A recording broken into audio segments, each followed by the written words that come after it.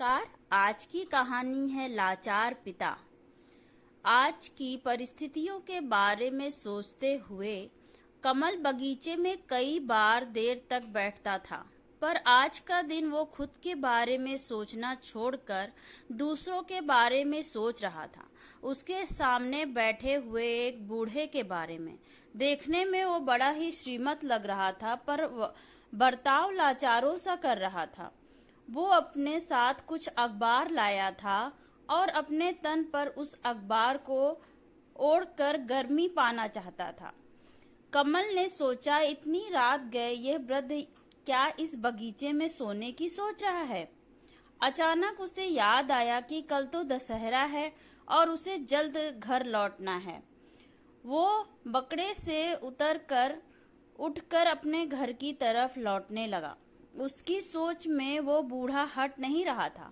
वो मन ही मन में अपने आप को कोसने लगा, क्यों वो उस बूढ़े से कुछ पूछे बगैर ही वापस आया।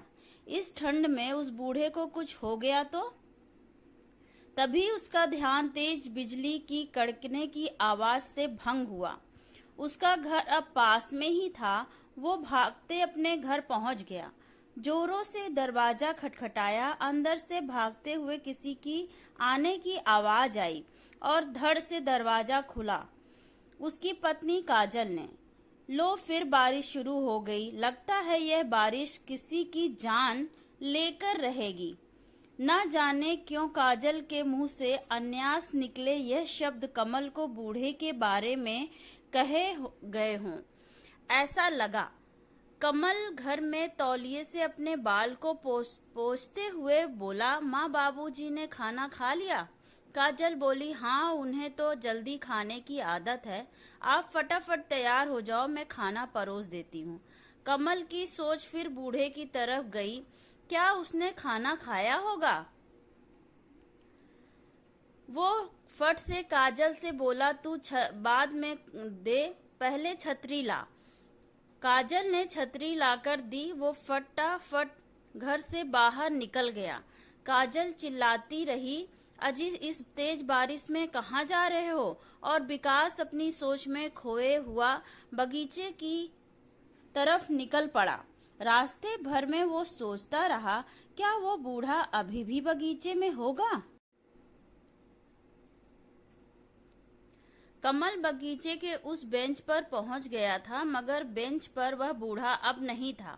अखबार के इधर उधर गिरे टुकड़े उस बूढ़े की उपस्थिति को बयां कर रहे थे।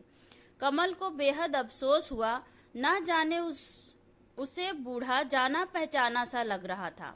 अचानक उसे याद आ गया कि वो बूढ़ा तो सैरस कंपनी का मालिक सेठ, और उसके मुंह से निकल गया कांति सेठ। और पेड़ के नीचे से आवाज आई, कौन है भाई? आश्चर्य से उसने पेड़ के पास जाकर देखा तो कांति सेठ वहीं थे, बरसात से अपने आप को बचाने की नाकाम कोशिश करते हुए। ठंडी से कांपते हुए लाचार असहाय कमल ने उन्हें अपनी छतरी के नीचे ले लिया और बोला, सेठ आप घर जाओ, आप बारिश में भीग रहे हो, आपने घर जाओ। बूढ़े ने हंसकर कहा, ना बेटा ना, मैं घर नहीं जाऊंगा। कमल ने पूछा, क्यों? चलिए मैं आपको छोड़ देता हूँ। कांतिलाल ने चिढ़कर कहा, नहीं, मैं घर नहीं जाऊंगा, मेरा बेटा मुझे घर में नहीं रहने देता। कमल ने यह सुन बहुत दुखी हुआ। क्यों आजकल के लड़के अपने माँ बाप के से दुश्मन सा व्यवहार करते हैं। जिस बाप की उंगली पकड़कर चलना सीखा, उसी का हाथ पकड़कर उसे घर से बाहर निकाल देते हैं।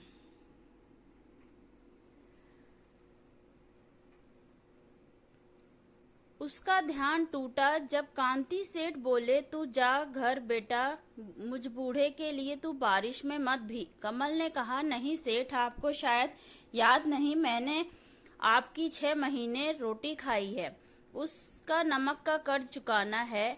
आप मेरे साथ चलिए। कांति सेठ ने हंसकर आसमान की तरफ देखा और बोला, 24 साल जिसने मेरे घर पेट भरा, उस लड़के ने मुझे भुला दिया और कहा, क्यों मजाक कर रहा है भगवान? जा बेटे घर जा, ज्यादा बारिश में भीग मत। अगर तेरे माँ बाप होंगे तो तेरी फिक्र कर रहे होंगे, तू उनकी फिक्र कर, उनकी सेवा कर, मैं तेरे साथ नहीं आऊंगा। इतना बोलकर बूढ़े ने अपने मुंह पर अखबार रख दिया।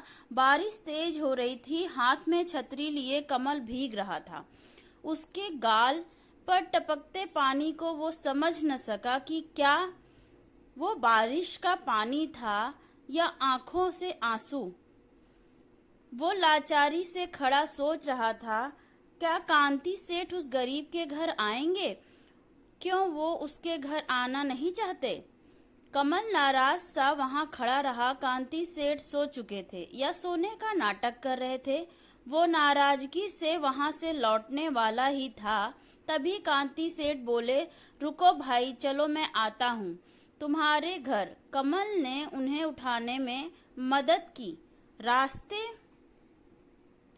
भर में दोनों चुप थे, कोई कुछ नहीं बोल रहा था। पानी की एक एक बूंद की आवाज साफ सुनाई दे रही थी।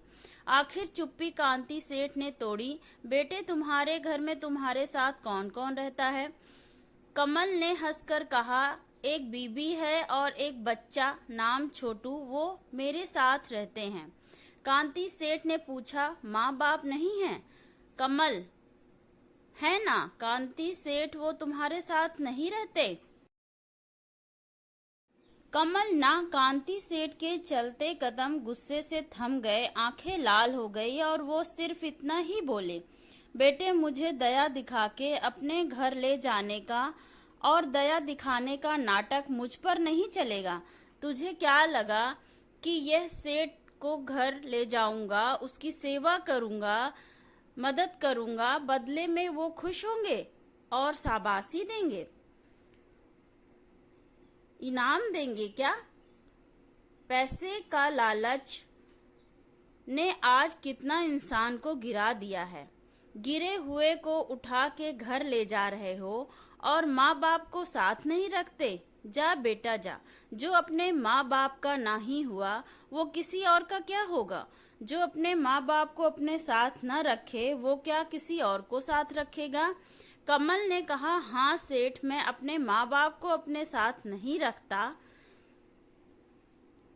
क्योंकि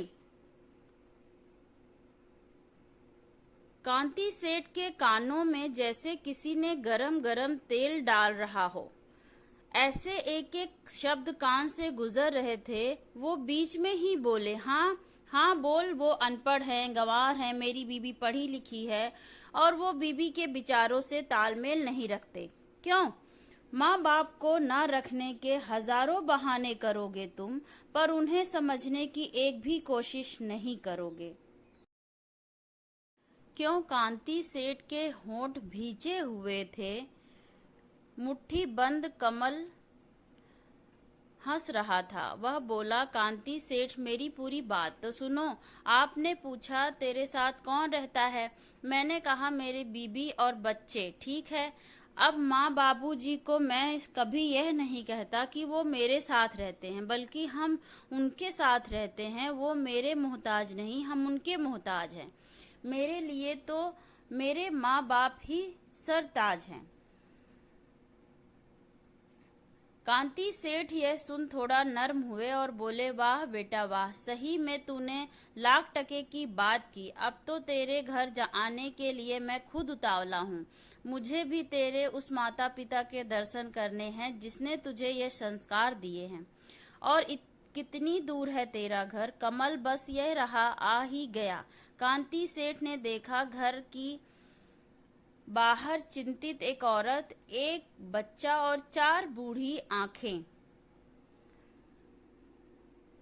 कांति सेठ ने मुस्कुराकर कमल की ओर देखा और पूछा, लगता है आ गया तेरा घर। काजल दौड़ते आई और बोली, अजी कहाँ चले गए थे आप? कमल, बताता हूँ, तुम घर तो चलो। घर पहुंचा कर कांति सेठ का कमल ने परिचय करवाया। काजल ने उनके पैर छुए। फिर कमल बोला, यह मेरे बाबूजी हैं, मोहन भाई, और माता कमला बहन, और बाबूजी यह हैं कांति सेठ।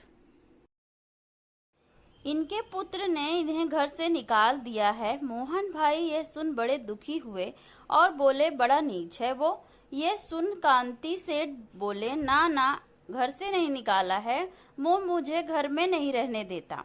और अपने माथे का पसीना पोंछा।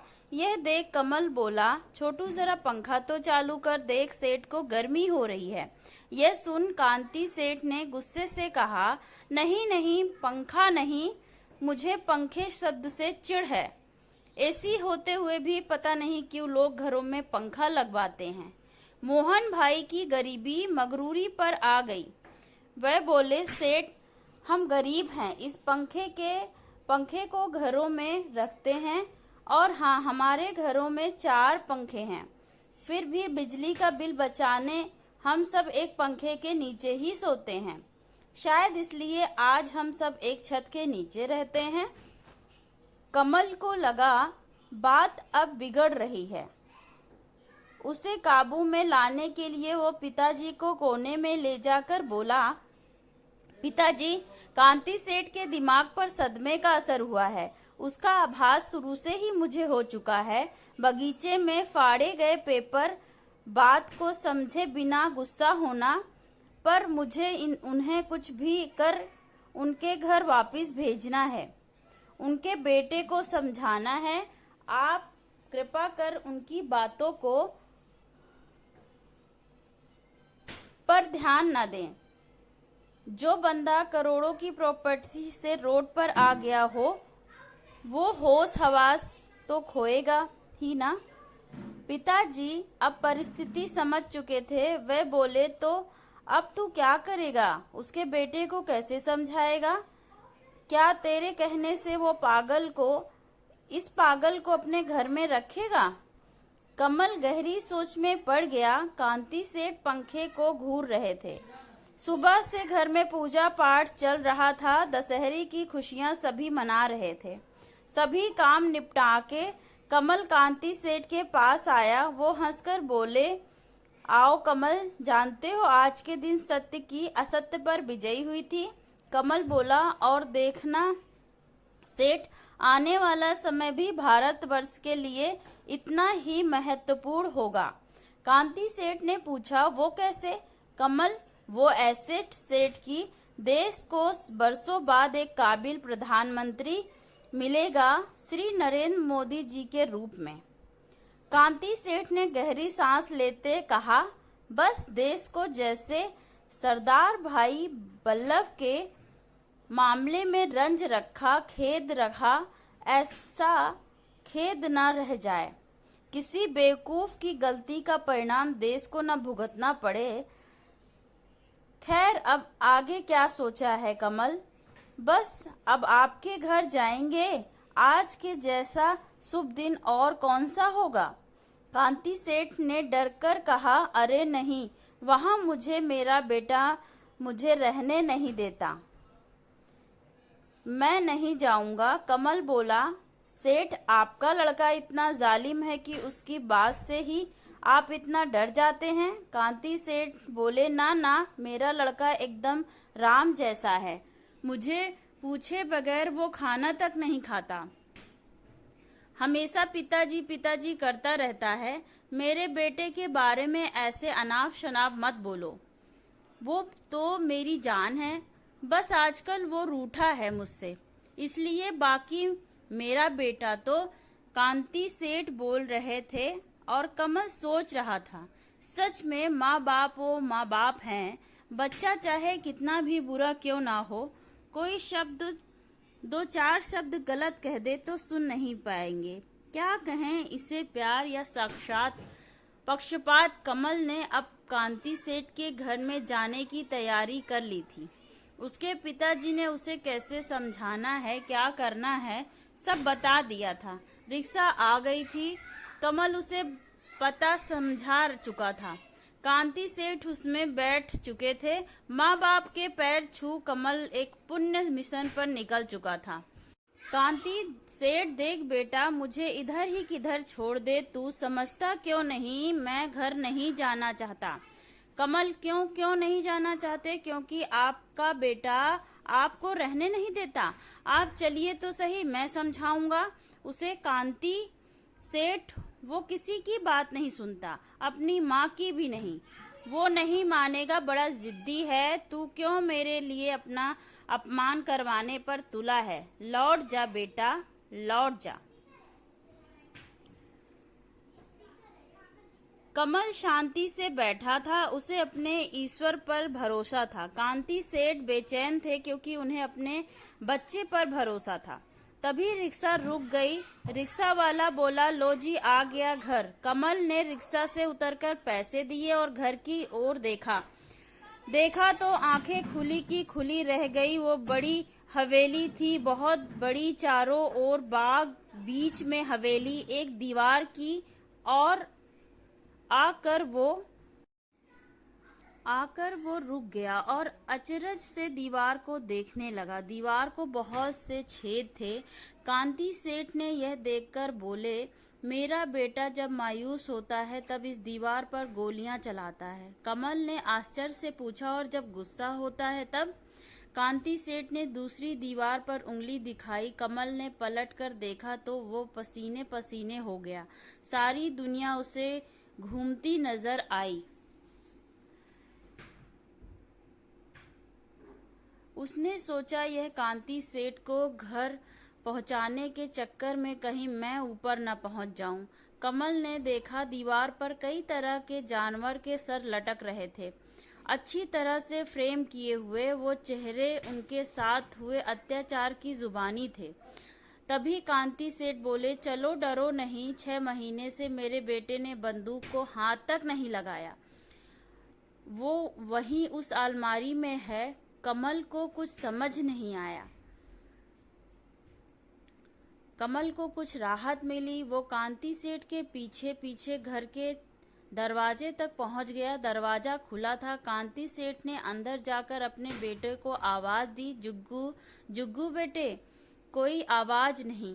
कमल बोला, सेठ लगता है वो बाहर गया होगा। कांति ने हंसकर कहा, घर में होगा तब भी वो जवाब नहीं देगा। मैंने कहा था ना कि वो किसी की नहीं सुनता। तभी एक औरत कमरे से बाहर आई और बोली, अजी आ गए आप, कहाँ गए थे? क्यों मुझे परेशान करते हैं? घर से क्यों भाग जाते हैं? कांति सेठ ने कहा, तुझे पता नहीं मैं क्यों बाहर जाता हूँ? क्या तुझे भी बताना पड़ेगा कि मेरा बेटा मुझे घर में नहीं रहने देता? तभी सेठानी जी की नजर कमल पर गई। जी आपकी तारीफ।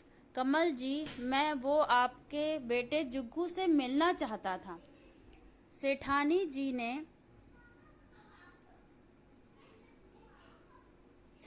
जी ने गुस्से से कहा, नाम मत लो उस हरामी का। जो दुख उसने हमें दिया है वो कोई दुश्मन को भी ना दे।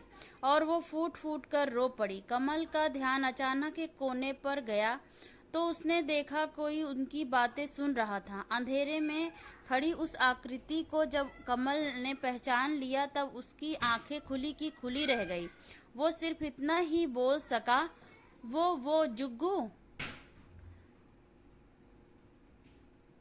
वो जग्गू। कमल ने कहा, वो जग्गू की बीबी है ना? सेठानी ने उस कोने में देखा और बोली, हाँ बेटी, वहां क्यों खड़ी है? सामने आ। कमल उसे सोचते हुए देख रहा था। उसके सारे प्रश्न के उत्तर अब उसे मिलने वाले थे, जो वो चुपचाप बहती आंखों से सुनाने वाला था। सेठानी बोली, बेटे, आज से ठीक 6 महीने पहले मेरा बेटा जगमोहन, जग्गू, मायूस सा घर लौटा था। उसकी आंखें कह रही थी कि वो अंदर से रो रहा था। मैंने उसे बहुत पूछा पर वो कुछ ना बोला। दूसरे दिन सुबह जब हम उठे तो जग्गू को छत के पंखे से लटका पाया था। उसने आत्महत्या कर ली थी। कारण बहुत छोटा सा था। उसने अपने दोस्त से कुछ पैसे उधार लिए थे और शेयर बाजार में लगाए थे। शेयर बाजार टूट गया और साथ मेरा जग्गू भी। वो बहुत घमंडी था, बाप पर जान छिड़कता था। वो अंदर ही अंदर टूट गया था, पर घर पर बताता नहीं था, बताने से घबराता था और आखिरी कदम उठा लिया। वो सिर्फ बोलता, पैसों के ढेर लग जाते। बेटा जग्गू तो छूट गया, पर हम आज भी तिल तिल कर मर रहे हैं, रोज मर रहे हैं। ये वो घाव बर्दाश्त नहीं कर सके। उन्हें आज भी लगता है उनका बेटा जिंदा है। पागलों सी उसे आवाज देते हैं, सर पटकते हैं। घर में उसकी हमने एक तस्वीर भी नहीं लगाई है, क्योंकि वो उसे देख देख कर रोते हैं। आज भी उन्हें घर में जगह जगह पर उनका लाडला जुग्गू ही दिखाई देता है। इसलिए वो घर से दूर भागते हैं और कहते हैं, मेरा बेटा मुझे घर में नहीं रहने देता। बहुत याद आता है। सेठानी जी रो पड़ी। सफेद साड़ी में अपनी गीली आंखें छुपाए उनकी बहू चुपचाप अपने भविष्य के बारे में सोचती खड़ी थी। कांति सेठ वो दीवार के उस पंखे को घूरे जा रहे थे और कमल भारी मन से यही सोच रहा था, क्यों लोग खुदगर्ज होकर खुदकुशी कर लेते हैं और पीछे पूरे परिवार को उम्र भर के लिए रोने के लिए छोड़ देते हैं, क्यों। धन्यवाद दोस्तों। स्टोरी पसंद आई हो तो प्लीज़ लाइक एंड सब्सक्राइब। पढ़ने में कोई गलती हुई हो तो क्षमा करें please. Thank you for watching.